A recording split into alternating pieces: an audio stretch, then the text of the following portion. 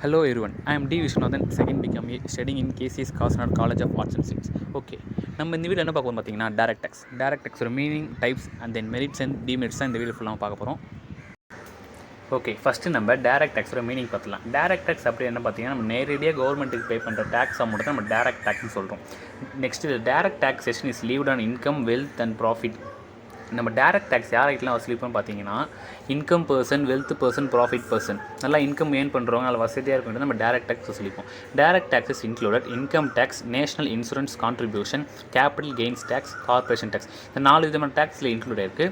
The burden of the direct tax cannot be shifted.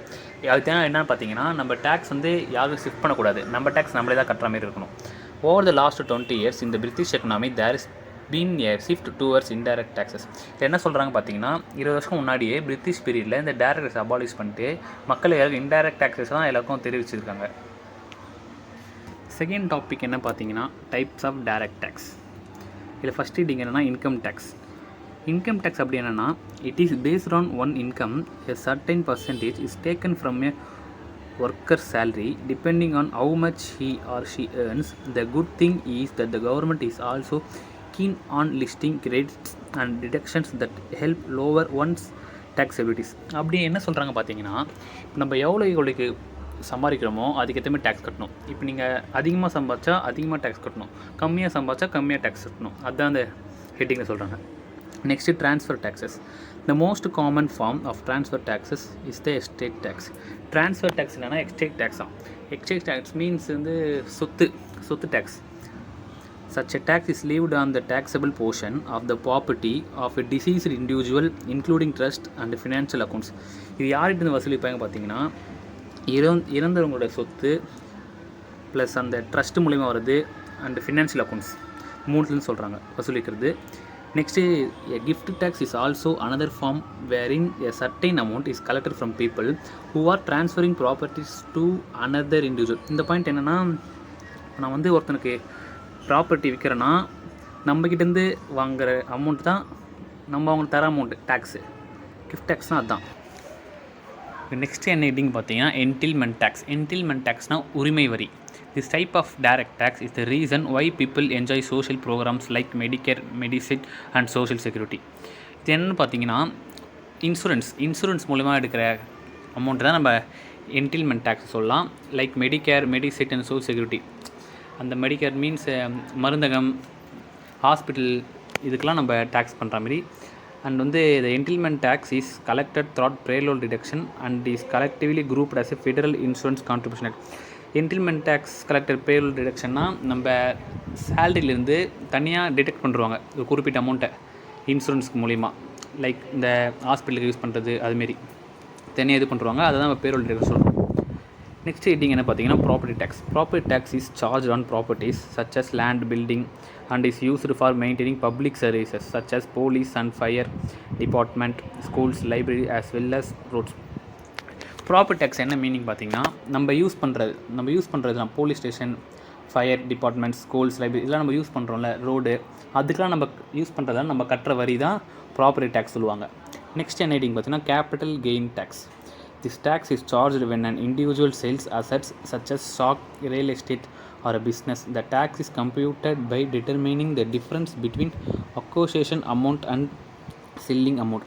இது எதை base பண்ணியிருக்கணும்னா நம்மளோட assets, stock, real estate இதெல்லாம் நம்ம விற்கிறோம்ல அதில் வர ப்ராஃபிட்டையும் எவ்வளோ செல் பண்ணுறோம் அதையும் இது பண்ணி அது மூலிமா கட்டுற வரி தான் நம்ம கேபிட்டல் கெயின்ஸ் டேக்ஸ் சொல்லுவாங்க. ஓகே, நெக்ஸ்ட் டாபிக் என்ன பார்த்தீங்கன்னா மெரிட்ஸ் ஆஃப் டைரக்ட் டேக்ஸ். இதில் ஃபஸ்ட் ஹெட்டிங் என்னென்னா ப்ரொமோட்ஸ் ஈக்குவாலிட்டி. ஈக்குவாலிட்டி மீன்ஸ் சமத்துவம். Since the direct tax are based on the ability of a person to pay, it promotes equality among payers and citizens. Every person is charged a different amount depending on how much they make. இது என்ன meaning பார்த்தீங்கன்னா ஒரு பர்சனுக்கு ஏற்ற மாதிரி அவங்க tax collect பண்ணுவாங்க. Means இப்போ ஒருத்தன் 10,000 ரூபாய் சம்பாதிப்பான், இன்னொருத்தர் 50,000 சம்பாதிப்பான், இன்னொருத்தர் 1 லட்சம் சம்பாதிப்பான். அவங்க சம்பாதிக்கிற ப்ராஃபிட் இதே மாதிரி தான் அவங்க டேக்ஸ் கலெக்ட் பண்ணுவாங்க. ஈக்குவலாக இருக்காது யாருக்குமே, டிஃப்ரெண்ட் சார்ஜில் அமௌண்ட் தான் இது பண்ணுவாங்க.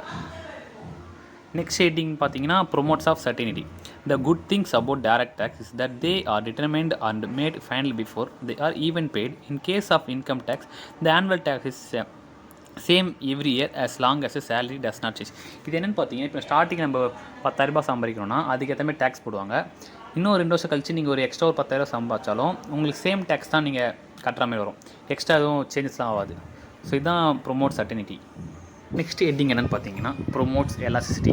Taxes are the earning of the government and when they facilitate the earning also change they can go higher or lower.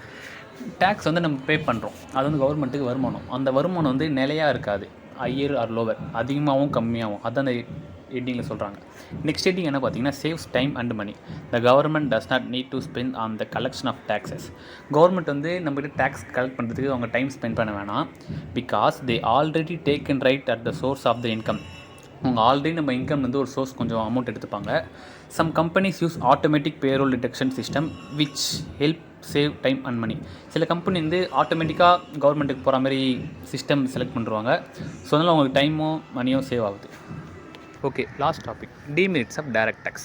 First heading வந்து அன்பாப்புலர். அப்படின்னா என்னென்னு பார்த்தீங்கன்னா, direct taxes are generally not shifter and are paid in lump sum for the whole year. As a result they are painful to the tax payer. அப்படின்னா என்ன பார்த்தீங்கன்னா, ஒரு வருஷத்தில் சம்பாதிக்கிற காசு வந்து ஒரு லம்சம் ஆஃப் அமௌண்ட், அப்படின்னா ஒரு பாதி அமௌண்ட் வந்து நம்ம டேக்ஸ்க்கே பே பண்ணிடுறோம். ஸோ அதனால் கொஞ்சம் இரிட்டேஷன் ஆகுது அவங்களுக்கு. Hence they are unpopular receipt சொல்கிறாங்க. இதனால் இது அன்பாப்புலராக இருக்குன்னு சொல்கிறாங்க. நெக்ஸ்ட் பாயிண்ட் பார்த்தீங்கன்னா, they are oppose sometimes political disturbance. சில அரசியல்வாதிகள்லாம் சில பேர் டேக்ஸே கட்ட மாட்டாங்க. ஸோ அதனால் இது வந்து அன்பாப்புலராக ஆகுது. நெக்ஸ்ட் ஹெட்டிங் என்ன பார்த்தீங்கன்னா, பாசிபிலிட்டி ஆஃப் ஈவேஷன். அப்படின்னா என்ன பார்த்தீங்கன்னா, யாருக்கெல்லாம் டேக்ஸ் போடுறாங்கன்னா இதோட meaning. A direct tax is a tax on honesty. இது ஒரு probable. It is not avoided only when the taxpayer is honest. நேர்மையாக இருக்கிறவங்க மட்டும் இந்த டேக்ஸ் போடுற போகிறது இல்லை. It can be avoided thought fraudulent practices. கொஞ்சம் திருட்டு தானே பண்ணுறவங்க வந்து டேக்ஸ் அலாட் பண்ணுறாங்க. ஸ்டேட்டிங் என்னன்னு பார்த்தீங்கன்னா, possibility of injustice. It is difficult to access the income of all classes accurately. So direct taxes may not fall with equal weight on all classes. Injustice may be done to different sections of citizens leading to protests. அப்படியே என்னென்னு பார்த்தீங்கன்னா, இப்போ ஒருத்தன் வந்து 50,000 சம்பாதிப்பான், இன்னொருத்தன் வந்து 1,00,000 சம்பாதிப்பான், இன்னொருத்தன் 3,00,000 சம்பாதிப்பான். இவங்க எல்லாருக்குமே டேக்ஸ் வந்து ஈக்குவலாக போட மாட்டாங்க. ஒருத்தவங்களும் அவங்க இன்கம் ஏற்ற மாதிரி தான் டேக்ஸ் அலாட் பண்ணுவாங்க. லாஸ்ட் பாயிண்டாக தான் சொல்கிறாங்க. Injustice may done to different sections of citizens leading the products. எல்லாருக்கும் ஈக்குவலாக போட்டால் அவங்க வந்து எக்கனாமிக் ரேட் வந்து கொஞ்சம் அடி வாங்கும். ஸோ அதனால் எல்லாருக்கும் கொஞ்சம் டிஃப்ரெண்ட் இதை தான் போடுவாங்க. லாஸ்ட் ஹெட்டிங் என்னென்னு பார்த்தீங்கன்னா, inconvenience. Taxpayers have to submit statement of income along with source of income, thus revealing their private affairs. இந்த பாயிண்ட்டில் என்ன சொல்கிறாங்க பார்த்தீங்கன்னா, நம்ம மந்த்லி எவ்வளோ ஏர்ன் பண்ணுறோம், நம்ம ப்ராஃபிட் எவ்வளோ வருதுன்னு ஒரு ஸ்டேட்மெண்ட் மாரி நம்மளோட டேக்ஸ் அத்தாரிட்டிஸ் நம்ம கொடுக்கணும். அவங்க அந்த அமௌண்ட்டை பார்த்துட்டு அதுக்கேற்ற மாதிரி டேக்ஸ் அலாட் பண்ணுவாங்க நம்மளுக்கு. Moreover payment of lump sum amount at time may be also be convenient. இதில் இந்த பாயிண்ட்டில் என்ன சொல்கிறாங்க பார்த்தீங்கன்னா, நம்ம அப்பப்போ டேக்ஸ் அப்பப்போ கரெக்டாக கட்டிடணும். லம்சம் மொத்தமாக கட்டியிருக்கேன், நான் வருஷத்துக்கு மொத்தமாக லாஸ்ட்டில் கட்டிக்கிறேன், அது மாதிரிலாம் சொல்லக்கூடாது. மந்த்லி நம்ம கரெக்டாக டேக்ஸ் பே பண்ணிடணும்.